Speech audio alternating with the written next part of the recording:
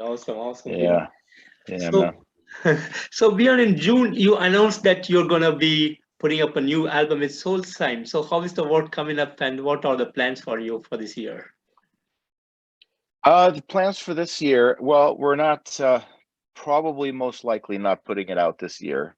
Um, we are most likely going to put it out sometime in 2020. So it's almost finished. So we're excited about that. The music's great. The songs are coming together really well, and yeah, we're very happy with it. So I can't wait for people to hear it. It's Yes, going to be great. and Yeah. it's been some time that you've been working with Soul Sign. So, how is it working back again with the with your own band? You know, it's wonderful because everybody's good people.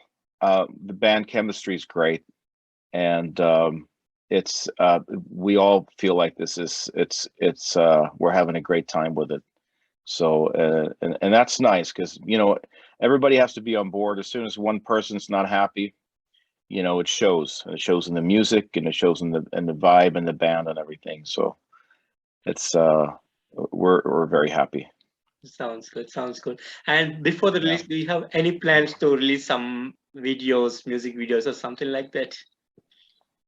Yeah, we're gonna shoot a couple of videos, at least. So there'll be some of that for sure.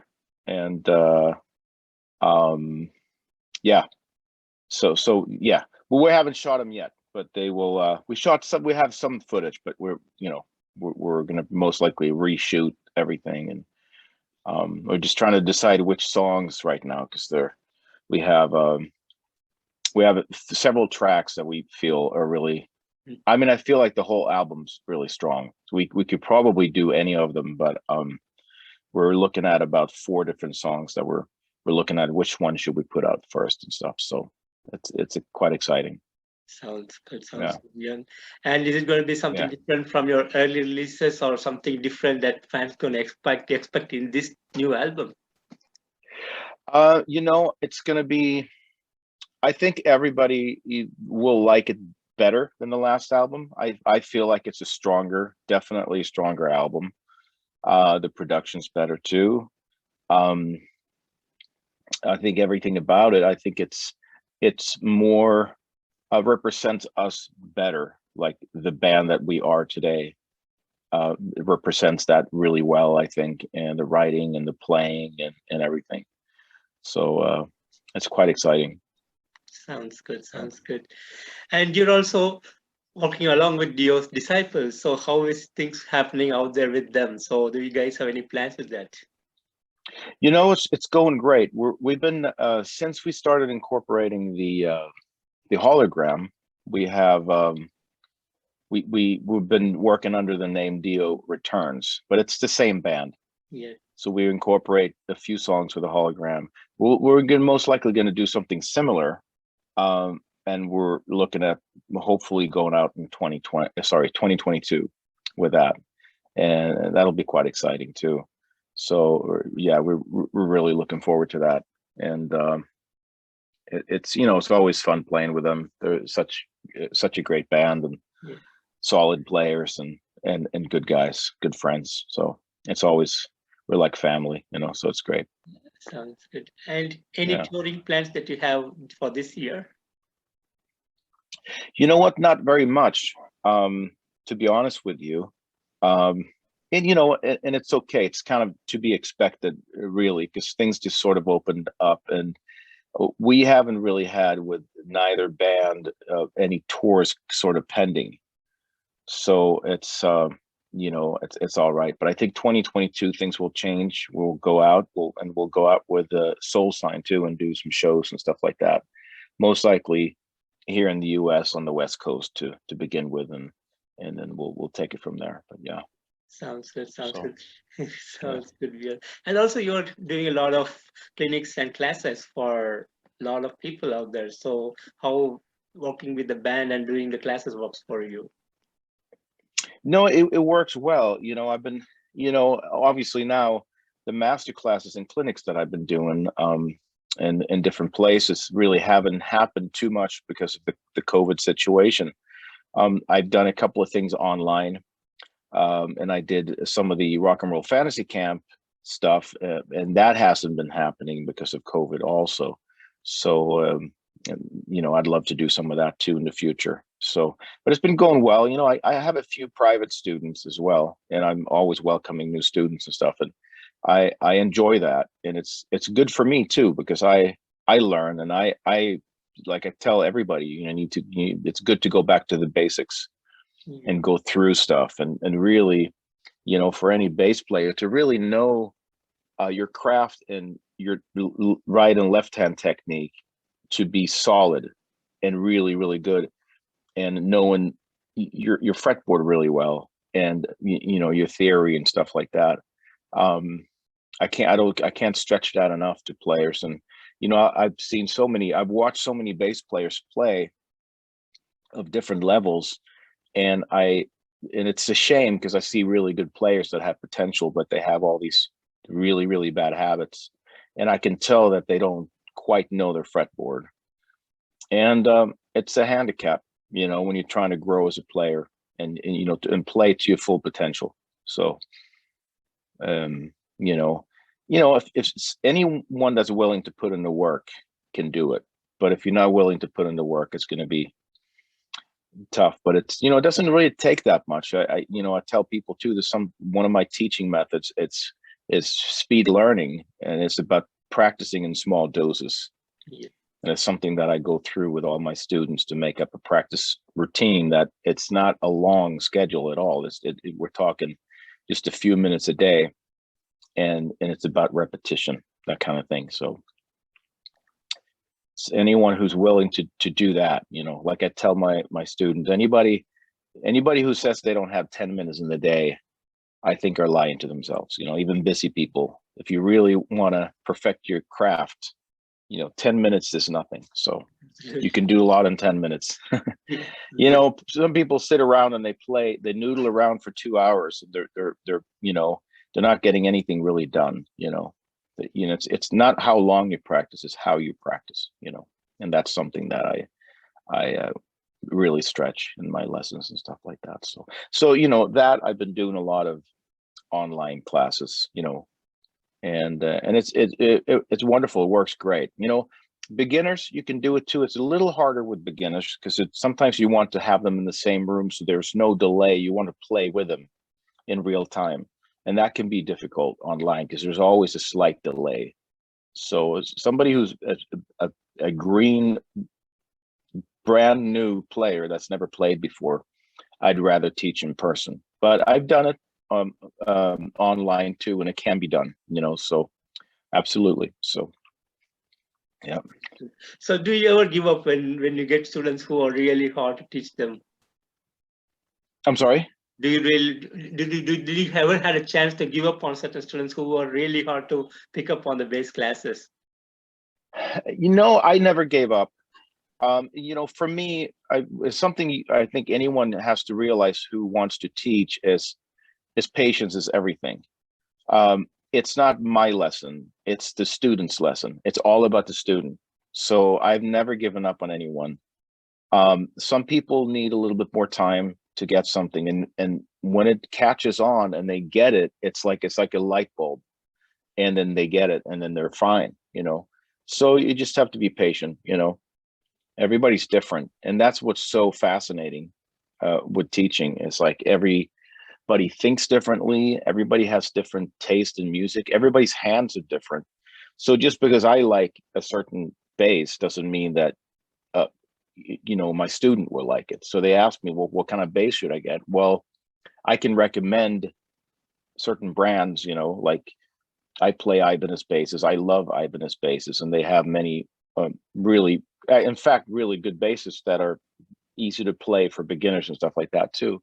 But just in general, it's like, it's everybody's hands are different, and everybody hears a different sound. Some people like a certain sound just because they might like the same kind of music as me, doesn't mean that they want the same kind of bass tone I do. So and it's great, and that's what keeps it fun. as people are different.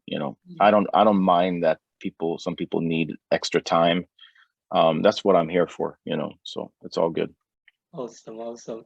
And Yeah. you also have worked for a longer time with Yngwie Malmsteen, Hmm. John Roth, and Tony McAlpin. So how is the work going on with them? Are you still continuing touring and working along with them?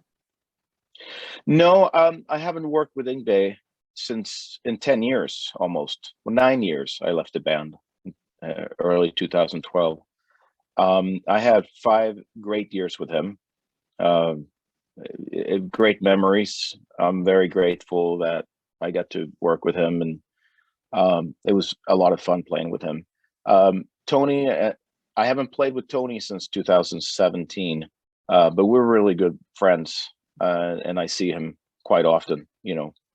He's a close friend of mine, and wonderful player. And that's also fascinating because people are so different. They're sort of like in the same genre of music, kind of, but they're very different.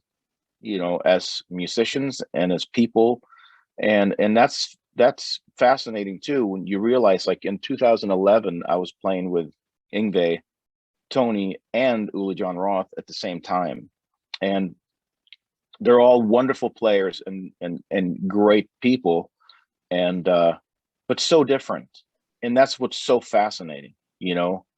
um and that's what someone who's a hired gun player has to be prepared with, is that every band and every artist is different, and you have to be able to adapt and be able to sort of go with their game because it's their gig, you know and and that can be really challenging. It's not for everyone.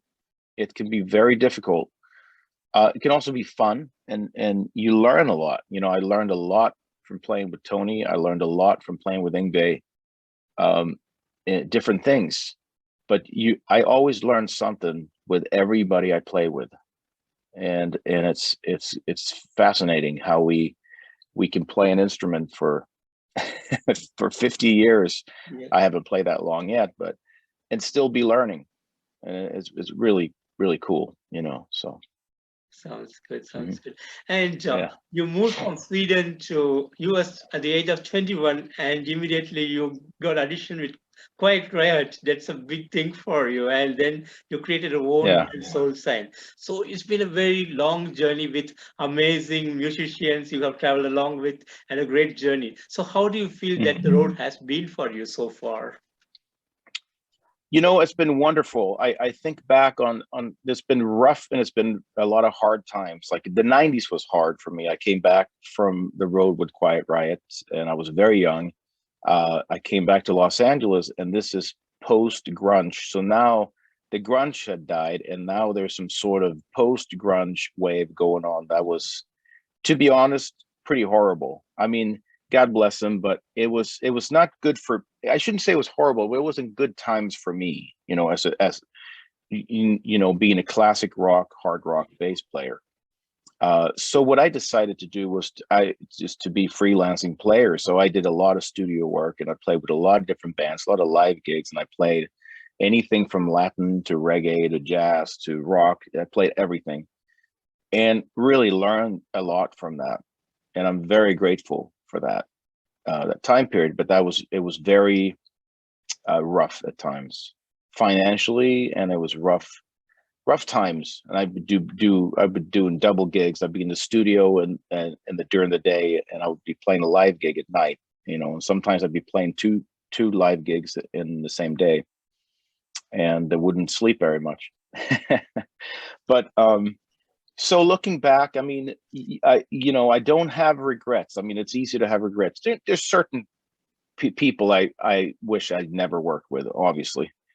You can get scarred. You got to be careful too. You can get scarred from working with people that are abusive and things like that. So, but overall, it's been a long road, and I have lots of memories. I traveled all over the world. I played on probably about 60 albums, and it's been great times. And like I said, lots of wonderful memories that I'm very grateful for. So overall, it's been great. Wonderful, wonderful, Bjorn. And Bjorn, Yeah. I know this is like a hard question for you because it's a very long journey and you have so many amazing moments over the years. But would you like to share some of those greatest moments with me today? Uh, some of the greatest moments, I have so many. I'd say one really great moment. I remember my first tour with Ingve in 2008. We played the first three shows for three festivals in Europe. And I think the second show was in Italy at Gods of Metal. And I remember just being really jet lagged, very tired, showing up to the gig being like, I don't know how I'm going to be able to play today. I was so tired. And then they had, because it was 105 degrees outside, which, 40 something Celsius and super humid. Oh, And the backstage is like an outdoor tent and all that stuff. So we're still outside with no air conditioning. But they had this espresso machine backstage and really, really good espresso. Now you're in Italy, so it's kind of like to be expected. The coffee is going to be good, right? And it was just really, really good, strong espresso. So we get on stage and it's so hot, it's like a sauna. And we start playing, and the whole audience, like 25,000 people, are singing along every note of like one of his biggest songs, "Far Beyond the Sun." And it was just at that moment, I just forgot how hot it was and how tired I was, and I was just looking out at the audience, going like, these kids are amazing, and this is wonderful, So I have a lot of moments like that, but that's a memorable one, really, amazing, So. amazing, Mhm. Bjorn. And Bjorn, although you started your career as a drummer and quickly you moved to start playing bass. So do you still practice drums or do you still interested in playing drums or doing it sometimes again in the future? You know what? That's a really good question. I thought of that in the last couple of years. I do want to get a drum kit eventually and start playing a little for fun. I don't think I'll ever be recording drums or anything like that or playing a gig, but I like to pick it back up again. Drums is hard. I mean, I have good rhythm, and I'm naturally probably a good drummer, but you really have to practice. There's no shortcuts. I mean, the coordination, and you do different things with the left hand than what you're doing with your right hand, and different things with your feet. It's quite challenging. And I think one thing for me was where I had already sort of thought about playing the bass before I kind of even had a drum kit. But drums was probably something that was very natural to me. But I quickly realized that it's loud. The neighbor's not going to like me. And then I looked at all these screws and all these stands and all these things you got to keep track of as a drummer. I'm just going like, oh my God, I don't think I want to deal with this. A bass and a cable and an amp is good enough for me. So, and I practice a lot, and I still to this day practice without an amp a lot, just acoustically, and I can really hear what the bass sounds like. And my fingers, nothing's lying. The amp, because the amplifier can be lying to you sometimes and covering up things that you're not doing correctly, Yeah. like EQing your tone through an amp or using compression when you practice. I don't recommend. Most honest way is to just not even plug your bass in and just listen to what your hands are doing. It'll tell you a lot, and it'll make your hands work harder too. So yeah, so and you can practice anywhere without disturbing. You're in a hotel room or something. You don't want to be disturbing people. So that's great. Awesome, awesome, yeah. And I heard a statement from you stating like a good bassist will go on hand in hand with the drummer, and the professional Hmm. bassist will connect with the fans, and he leads the music. So, can you tell me a bit about this statement? Well, I think it goes hand in hand. I mean, a drummer has to do the same thing. The main focus for any drummer should be to lock in with a bass player. And I've been lucky to play with lots of great drummers in my life. And the two drummers I'm playing with now are probably my two favorite drummers to play with anyway, Simon Wright and Mike Cancino of Soul Sign. Just great players, great people, and super solid. Like I tell people, like playing with Simon is like, he's like a metronome. He never speeds up or slows down, and he never will throw surprises at you. He'll play the same thing the same way every time, and that's wonderful to have as a drummer, because it's solid and it gives security to the whole band and to the bass player and everyone to know that that backbone is always going to be there, and for anyone who wants to, any instrument really, but to become a drummer, that's your job, is to be solid and keep time and lead the band and let the band know when the new section comes. We're going into the pre-chorus, that kind of thing. So yeah. And as a bass player, I mean, it really is the most important thing, locking in with the drummer. Like being able to play fancy stuff is great, but the quickest way to get fired is sometimes to play too much, and the quickest way to get a gig is to be a solid player. So it's really what it really boils down to. I mean, I'm a big fan of the old school bass players. I love John Entwistle and John Paul Jones and Steve Harris, and of course Billy Sheehan. They played a lot. And I think until the 80s, that's how people played bass. And then something happened in the 80s, and I keep saying this. Not a lot of great bass players came out after that time, because they didn't really leave room for the bass player to really stretch out and really play. And I think it's affected music too, overall. You listen to new music that comes out, there's no interesting bass lines. The bass is following the guitar, and it really limits the music. Like, what would The Who be without John Entwistle? Not the same at all. And what would Led Zeppelin be without John Paul Jones? Not very interesting. So, I dig that, and that's, I like to play like that, but not, don't play too crazy usually. Even in my own band, I keep it pretty solid. So, but I like the bass to be doing things that contribute greatly to the music, as far as the melodic bass lines and things like that. Wonderful, Bjorn. And Bjorn, you are one of the biggest names when it comes to bass guitarists, and you're so popular around the world. So how has the success, and how do you feel about what you are now?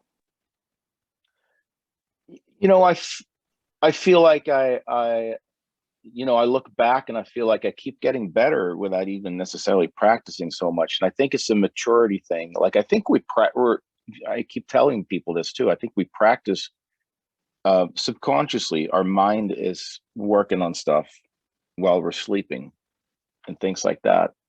I think I like my own playing much better than, I'm not saying necessarily my technique is better now than it was 10 years ago, but I like my playing better. I like my note choices, and I like,